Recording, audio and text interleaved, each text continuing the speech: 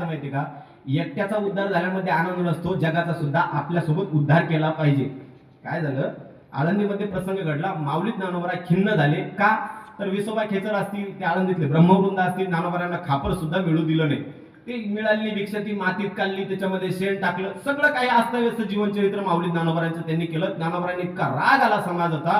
ज्ञानोबा सिद्धपेठात येतात, आपली ताटी लावतात, ताटी लावून ज्ञानोबा खिन्न अवस्थेने बसले. नाही राहिलेलंच नाही बरं या विश्वामध्ये, जर इतका समाज त्रास देत असेल तर काय या जगामध्ये राहण्यात आनंद आहे. ज्ञानोबांनी ताटी लावली आणि त्या ताटी लावल्यानंतर मुक्ताबाई महाराज आल्या आणि ज्ञानोबाला पाहिलं तर खिन्न अवस्थेत दिसतो माझा दादा, खिन्न आहे, नाराज आहे. गावामध्ये आळंदीमध्ये गेल्यानंतर कोणीतरी त्रास दिला असेल म्हणून माझा दादा नाराज झाला आणि ती नाराजी दूर करण्याकरता ज्ञानोबाला आदिशक्ती मुक्ताईने उपदेश केला. त्याला म्हणतात ताटीच्या अभंगात उपदेश केला.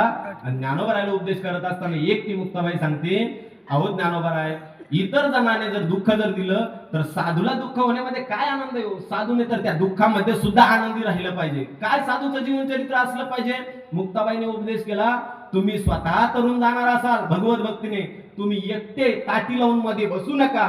जगाला तारण्यासाठी परत बाहेर या. आपण तरुणी विश्वतारा, ताटी उघडा ज्ञानेश्वरा. हा वारकरी संप्रदायाचा महान मोठा संदेश आहे. आपणही तरले आणि इतरांनाही तारलं. सतरती सह लोकांस तार येते. आपणही तरलं पाहिजे आणि जगही तरुण गेलं पाहिजे. हे खटाटोप हा अट्टहास कुणाचा असेल तर तो वारकरी संप्रदायातील संत मंडळीचा आहे, तो वारकरी संप्रदायाचा आहे.